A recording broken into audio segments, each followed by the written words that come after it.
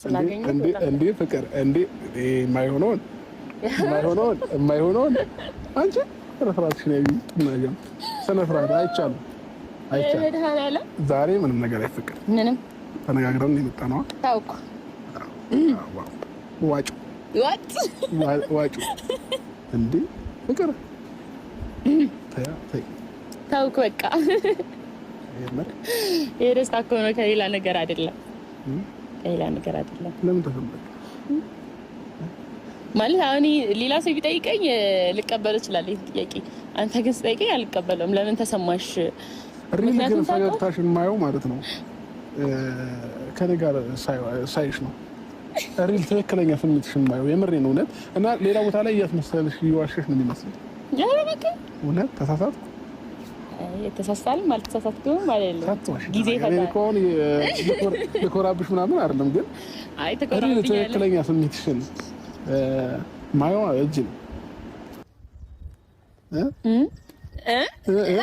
እናንተ እንዴት ናችሁ? ደህና ናችሁ? እኔ የምለው ትናንትና ቆይ የአብርሽና የዘቼ ፍቅር ግንኙነት እንዴት አያችሁት? እኔ ግን በጣም ነው የደነገጥኩትን። በጣም እምስቅያለሁ። በጣም የሳብኩት ነገር ማለት ነው ሩታና ያቺ ሄርሜላ መጣጣቸው ምናምን አንገታቸውን አንደፋፋቸው። በነገራችን ላይ በጣም ነው ያሳቁኝ። ግን ድራማ ነው ጋይስ፣ ድራማ ነው። እኔ ግን ማለት መቼም ቢሆን አላምናቸውም። ለምን እንደሆነ ታውቃላችሁ?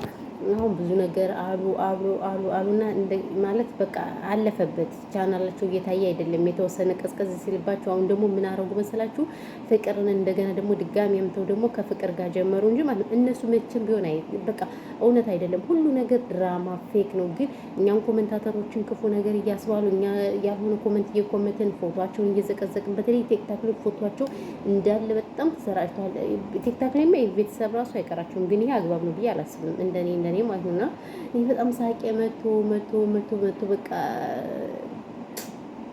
በጣም ነው ሳቄ የመጣ። ፍቅር ሩታን አስታርቀው ምናምን አሁን ደግሞ እንደገና ደግሞ እንደዛ ስትል በጣም ነው እንትን ያለ። ግን ድራማ ነው፣ በነገራችን ላይ ድራማ ነው። ድራማው ተመችቶኛል። ግን ሆኖም ሳለ ግን ድራማ ቢሆንም ግን ይዋደዳሉ። ግን እኔ እንዳሰብኩት ማለት የድሮ ፍቅረኛ ማለት የመጀመሪያ ፍቅር እንደገና ደግሞ በቃ ያኔ ሀ ብላችሁ በምንም በሌላችሁ ጊዜ የተገናኛችሁት ፍቅር እኮ በጣም ደስ ይላል እውነት ለመናገርና በጣም ነበር ያተኩሬ ሳያቸው ነበርና አተኩሬ ሳያቸው በጣም ደስ ብለውኝ ነበር ምናምን በይዘው ፍቅረኛሞች መሆን የነበረባቸው ግን ይቅርታ አድርጉልኝና ፍቅርና አብርሽ ብቻ ነበሩ።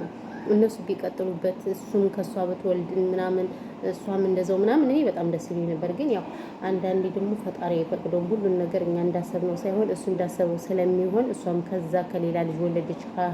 እንደውም ሃይማኖቷ እኩል ካልሆነ ጋር ምናምን በቃ እንደዛ ሆኖ እንትን አሉ እንጂ እኔ ከነሱ ጋር ቢወልዱ በጣም ደስ ይለኝ ነበር ማለት ነው። ሁለታቸው ቢወልዱ ግን ያው ምንም ማድረግ አይቻልም። እና አሁን ብቻ ዞሮ የመጡት ያው ፍቅርም እንግዲህ ቻናሏን ያኛው ልጅ እንትን እንዳለባት ሀክ እንዳረገባት ይታወቃል። አብረሽም ትንሽ ተፋታንም ተጣላን ምናምን ብለው ትንሽ አጀንዳው ሲጠነዛባቸው አሁን ከፍቅር ጋር መጡ ማለት ነው። ስለዚህ በፍቅር ቻናል የሚለቀቃል፣ በሱ ቻናል የሚለቀቃል እና እንደዚህ እያሉ እነሱ መቀጠል የሚፈልጉ ህዝቤ ደግሞ በቃ እውነት ይመስለዋል።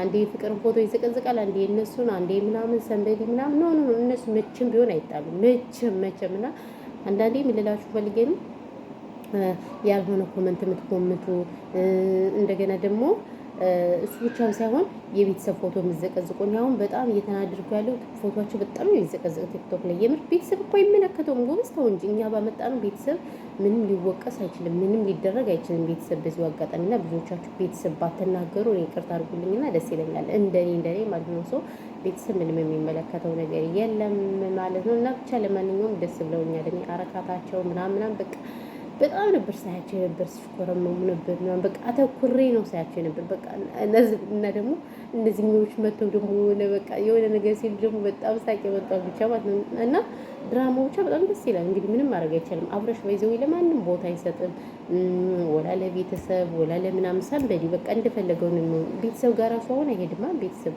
ድሮ አሁን ቤተሰቦቹ ጋር ታጅራ ይሄዳል ባህል ምናምን ነው። አሁን ግን ትቶታል ማለት ነውና ለዛ ስለሆነ ለምንም ነገር ቸክ አያደርግም። ብቻ እኛ ተመችቶናል። እንግዲህ አለን ተመደምኩችን አሁነን ማለት ነው። እና ለማንኛውም ይሄ ነው ያለው ነገር። በተረፈ እኔ በጣም የተመቸኝ በጣም እንግዲህ ቀጥሉበት። ለእኛም አጀንዳ ነው ለእናንተም አጀንዳ ነው። ምንም ማድረግ አይቻልም። እናንተ አጀንዳ ትፈልጋላችሁ፣ እኛም አጀንዳ ምናምን። ግን ሰብስክራይብ እኔን እያደረጋችሁኝ አይደለም። የጀማ ምንድን ነው በሰላም ነው እናንተ አስወጡኝ። መዳምኩሽን አስጠልቶኛል።